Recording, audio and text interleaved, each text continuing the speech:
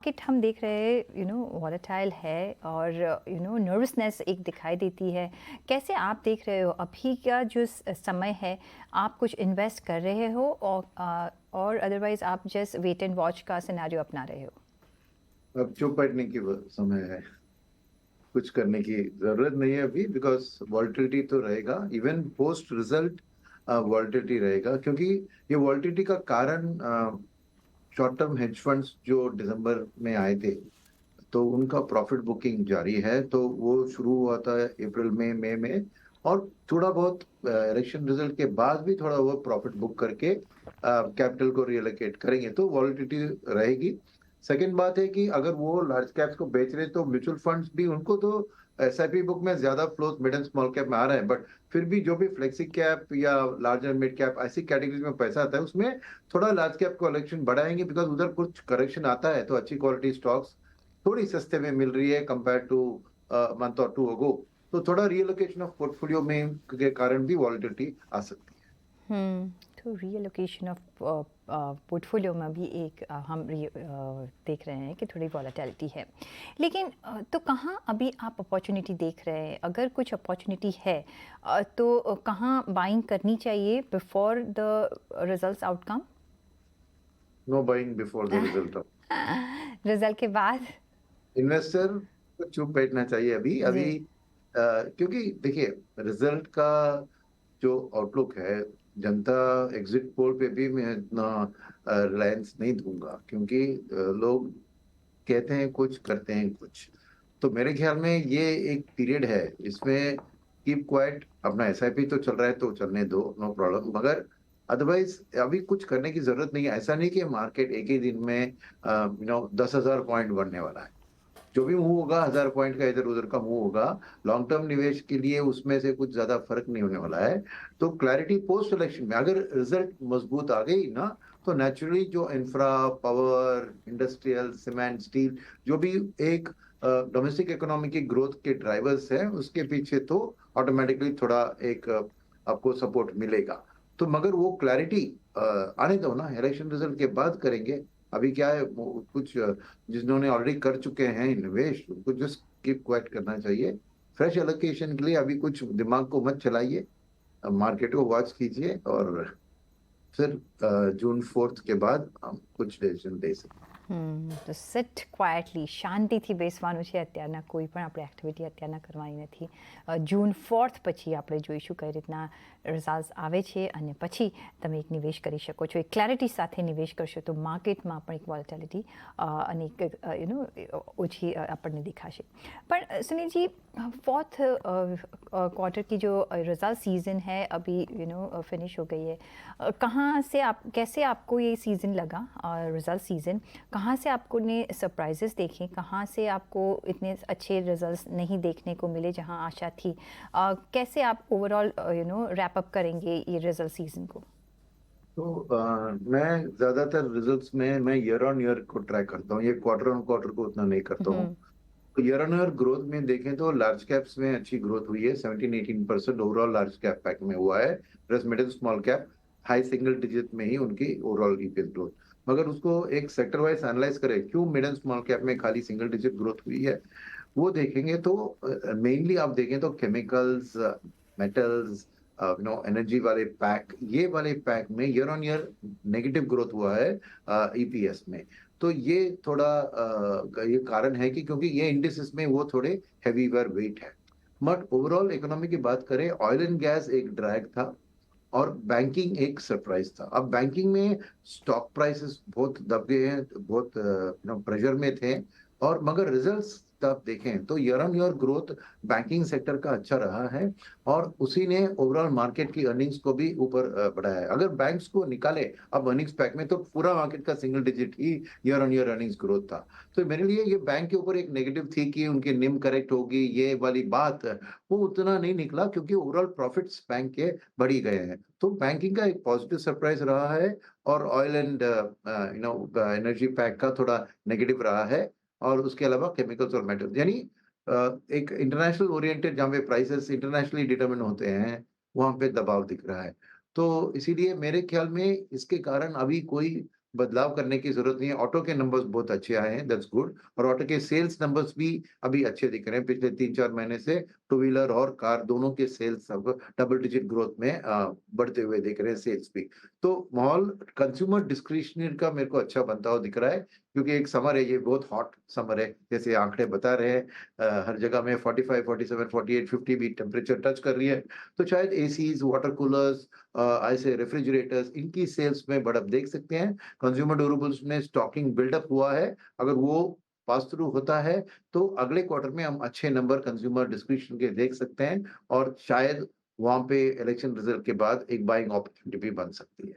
हुँ, absolutely. लेकिन अभी जैसे हवामान विभाग ने अच्छे मॉनसून का एक अनुमान दिखाया है, वो हिसाब से अभी आप कहाँ निवेश करेंगे? क्या अभी आप एफएमसीजी की तरफ देखेंगे, फर्टिलाइज़र्स की तरफ देखेंगे? रूरल इकोनॉमी में हम देख सकते हैं कि शायद एक अभी डिमांड बढ़ती हुई जो हमको फीचर्स देखने को मिले हैं, आगे जाके बढ़ सकता है।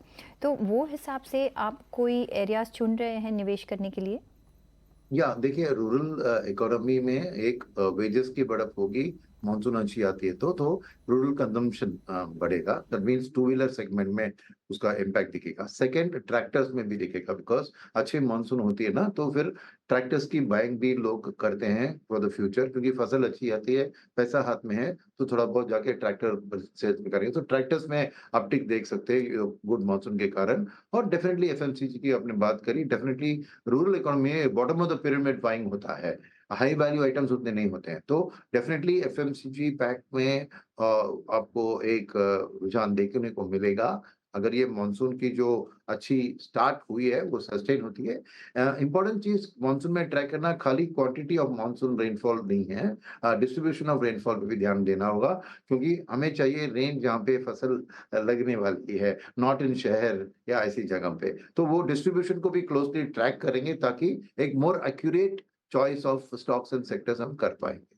एब्सोल्युटली।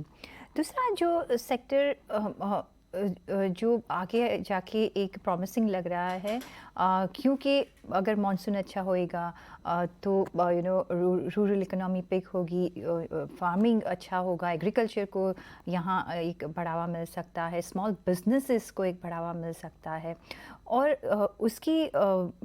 और वो लोग जो डिपेंडेंट है वो है एनबीएफसीज और स्मॉल बैंकिंग स्कीम, जो स्मॉल बैंक्स है वहाँ से जो लोन लेते हैं, और छोटे फाइनेंस कंपनीज है वहाँ से लोन लेते हैं, वहाँ का ग्रोथ कैसे आप देख रहे हैं? एंड अलोंग विद दैट जो अफोर्डेबल हाउसिंग की हम बात करते हैं, तो हाउसिंग फाइनेंस कंपनीज को आप कैसे देख रहे हैं ओवरऑल और अफोर्डेबल सेगमेंट में?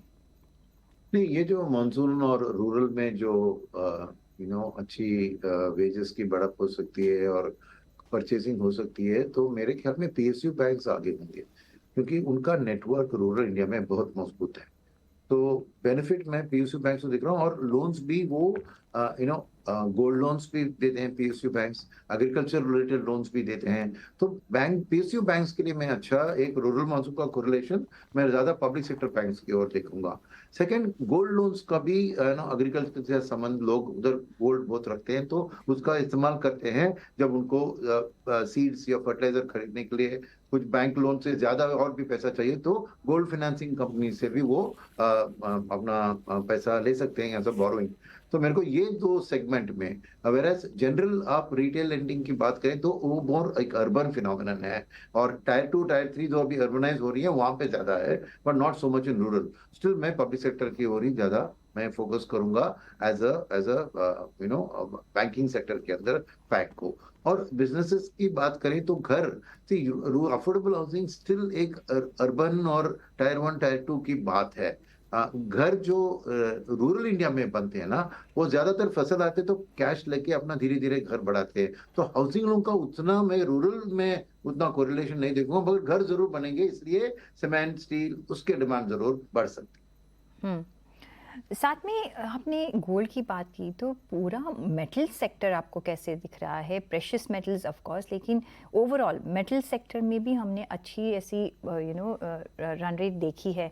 क्या आगे जाके भी आप देख रहे हो कि यहाँ एक अच्छे लेवल्स हम देख सकते हैं? मेटल एज अ इंडाइस आप कैसे देखेंगे? इसमें कौन से वर्टिकल्स में आप निवेश करेंगे अगर आप कर रहे हैं तो?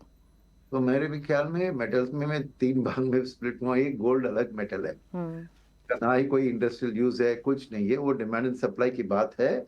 और सॉवरेन वेल्थ फंड्स अभी भी गोल्ड खरीद रहे हैं, तो गोल्ड का it link with federal rate cut, US economy, dollar की वैल्यू उसके साथ संबंधित है, उसका अलग ट्रैक है। एक सेकंड मैं कहूंगा कि स्टील, कॉपर, एल्यूमिनियम ये सब कंस्ट्रक्शन और इंफ्रास्ट्रक्चर में यूज होते हैं, वायरिंग के लिए और कंक्रीट में बनने के लिए। तो डेफिनेटली ये मच्छी मानसून की जो हाउसिंग सेक्टर को बूस्ट आएगी, उससे स्टील और कॉपर और एल्यूमिनियम का एक अच्छा डिमांड बढ़ेगा।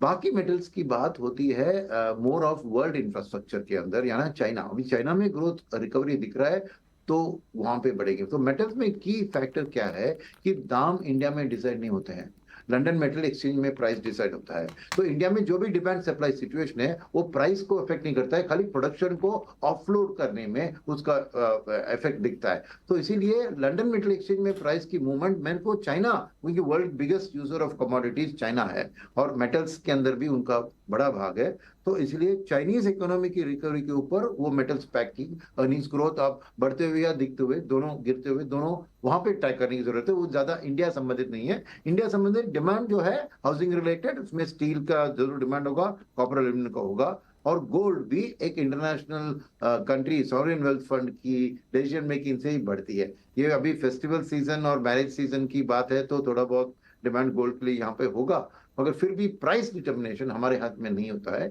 वो सॉवरेन वेल्थ फंड्स की एलोकेशन के ऊपर डिसाइड होती है। तो इसीलिए मेटल्स पैक में आंख बाहर। हम्म। साथ में ऑफ कोर्स इलेक्शन रिजल्ट्स का हम अभी इंतज़ार कर रहे हैं, उसके बाद हम बजट भी आते हुए देखेंगे, लेकिन हम देख रहे हैं कि डिफेंस सेक्टर हो, इसमें अभी पीएसयूज़ हो, यहाँ काफ़ी सारा एलोकेशन हुआ है।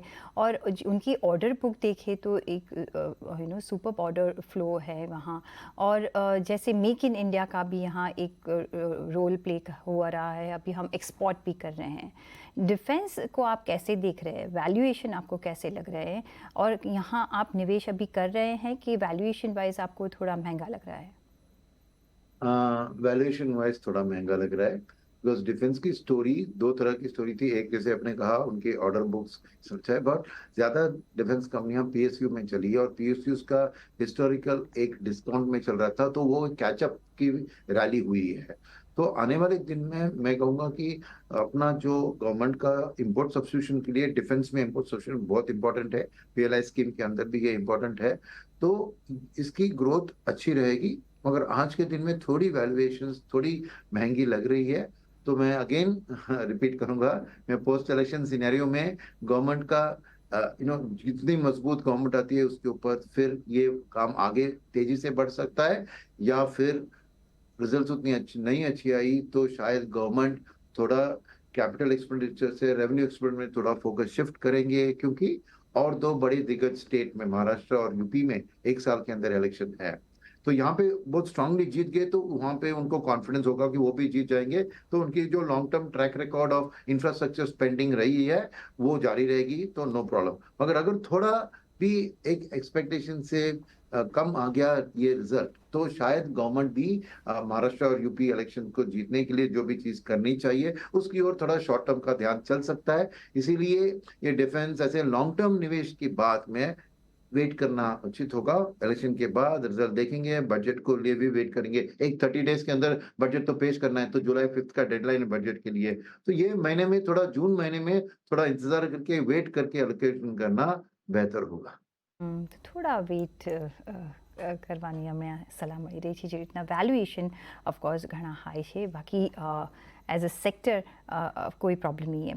दूसरा जो एक एरिया है जो जहाँ हम बहुत सारा अप मूव हो रहा है, मैं रोज़ मेरे गेस्ट के साथ इसके बारे में बात करती हूँ, वो है पावर सेक्टर।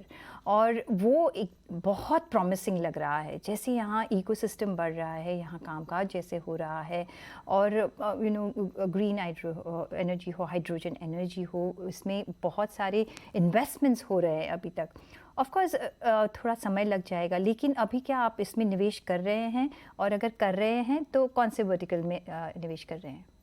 तो definitely green energy, renewable energy में करीबन 500 गीगावाट का खर्चा गवर्नमेंट करने वाली है, क्योंकि हमारी कोशिश है कि आज 30% हमारा एनर्जी का रिक्वायरमेंट हम रिन्यूएबल से मीट करते हैं, उसको हम 50% तक ले जाना चाहते हैं। तो एडिशनल पावर की जो क्रिएशन में भी हम 50 से ज्यादा परसेंट निवेश भी उसी में करेंगे। तो मेरे को ग्रीन डेफिनेटली अहेड दिख रहा है। और पावर के अंदर एक बैटरी का सेगमेंट भी याद रखिए, जो ईवी के साथ जुड़ा होता है। तो बैटरी की चार्जिंग इंफ्रास्ट्रक्चर भी इसके साथ जुड़ी होती है, और बैटरी का स्टोरेज और बैटरी की सप्लाई चेन। तो ओवरऑल ये रिन्यूएबल और सस्टेनेबल की बहुत एक डिकेड लॉन्ग स्टोरी है ग्रोथ की, क्योंकि इंडिया कार्बन डाइऑक्साइड वर्ल्ड से ज्यादा प्रोड्यूस करती है, हम ज्यादा वर्ल्ड को पोल्यूट कर रहे हैं, तो हमें ज्यादा मेहनत करने की कोशिश भी है, और सरकार भी उसी सोच में है। तो मेरे लिए ये एक लॉन्ग टर्म निवेश वाली सेक्टर है।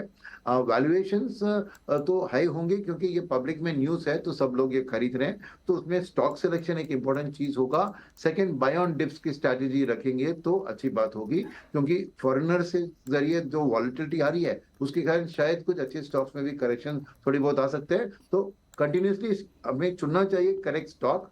Green will be a favourable thing, renewable energy stock वाले में प्रेफरेंस होगा, और उसको बाय ऑन डिप्स कंसिस्टेंटली हम एक्यूमुलेट करते जाएंगे इस सेक्टर में। मगर लॉन्ग टर्म आउटलुक हमारी बहुत पॉजिटिव है पावर सेक्टर में। લોંગ ટર્મ આઉટલુક ઘણો પોઝિટિવ છે, બાય ઓન ટિપ્પણી રણનીતિથી અહીંયા કામકાજ કરવાનું છે। On that note Sunil ji, बहुत शुक्रिया आपका हमारे साथ जुड़ने के लिए और आपके वैल्यूएबल इनपुट्स हमारे साथ शेयर करने के लिए।